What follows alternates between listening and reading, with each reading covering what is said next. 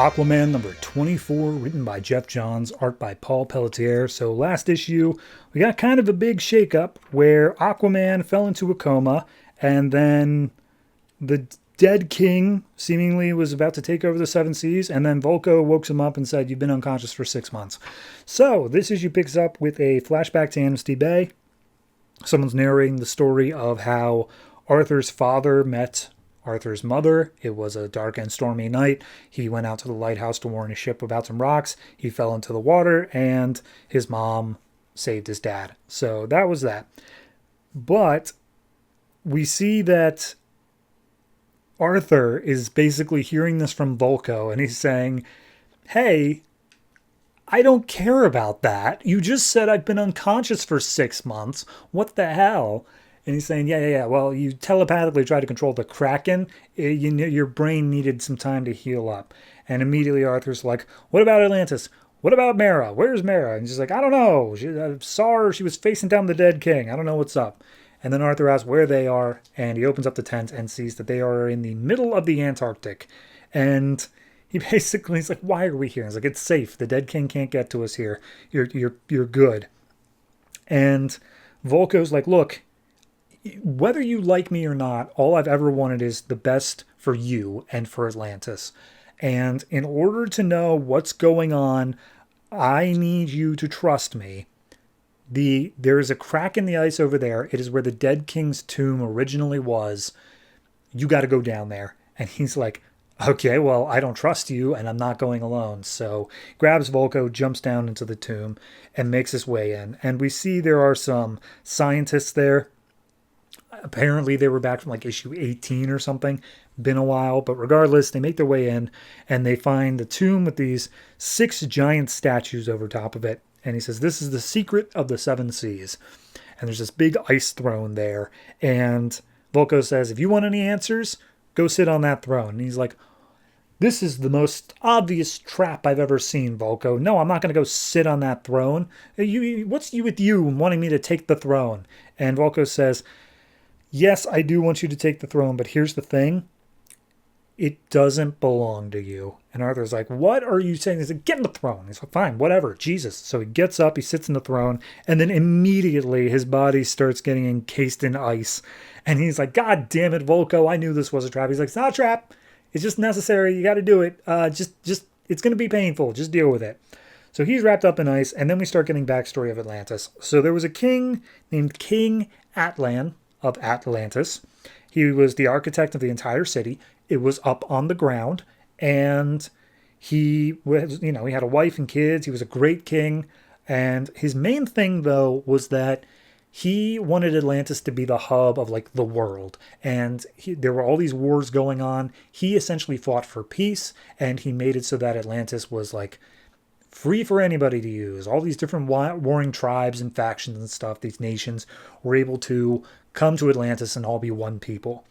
But if you know anything about the past, it's that people historically are really, really racist. So despite the fact that he's pushing for all of these people to join together and whatnot, I believe even his own brother basically said, "No, that's stupid." And he basically held a mutiny, and he sits on the throne, and this is King Orin.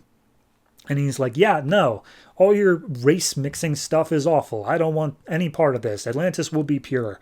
And so Atlan tries to fight back against the mutinous forces, and he's basically all on his own. The rest of Atlantis was fed up with having to share their home with outsiders, so he tells his family to run, and he says he'll follow up soon afterwards. He gets impaled by his brother's trident, but he does manage to fight them off, dive into the water, and escape. And he reaches the point that he was supposed to meet up with his family, but they didn't arrive. Seemingly, they were all killed. So at that point, he's pissed off enough. He goes into hiding.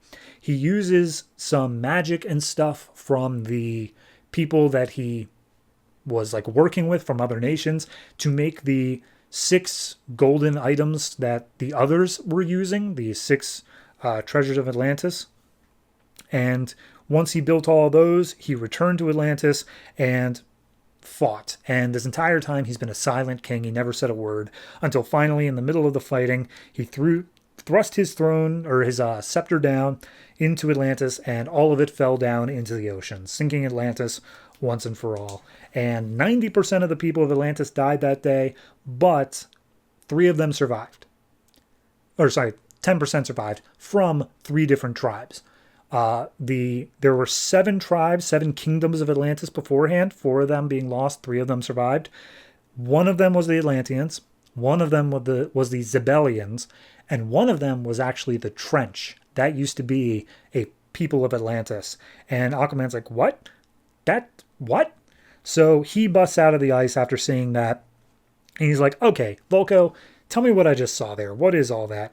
And Vulko's like, well, you are a descendant from King Orin, not from King Atlan, which means the dead king, that guy, he is actually King Atlan, which means you are descendant of the usurper and you actually don't have a claim to the throne so long as he's around. So yeah, your ancestors are the villains of the story. So yeah, that's a lot. This is a big lore issue. This is a big one here. I think it's great. I think it's very well written. Obviously, Jeff Johns had a plan going into this. He decided having the Trench be a people of Atlantis is interesting, to say the least. I'm sure that we'll get them back if that's the case. Yeah, no, it just seems like it's Jeff Johns doing what he does best, is that he takes what has already been established in Aquaman lore, or any lore for that matter, and he just makes these tiny little tweaks to it that explain something while adding a much bigger purpose to it all. So he invented the Trench, and maybe he had these plans from the beginning, but like he says, oh yeah, no, they tie into Atlantean history in a much deeper way than you can imagine. And yeah, I'm down for that. This is super interesting. So overall, I think this is the art's a little bit weak for me. It looks good. I'm not going to say it doesn't, but something in the flashback sequence just doesn't, it's a bit confusing to look at times, probably because they're all new characters. But I still think it just barely creaks out the 8. I think if this had a more punchy or stylistic art style for like the flashbacks, it probably would have creeped out to an 8.5 or even a 9. But it just squeaks out the 8 for me. So very well written, super lore heavy. Looking forward to seeing what it results in whenever we get back to it.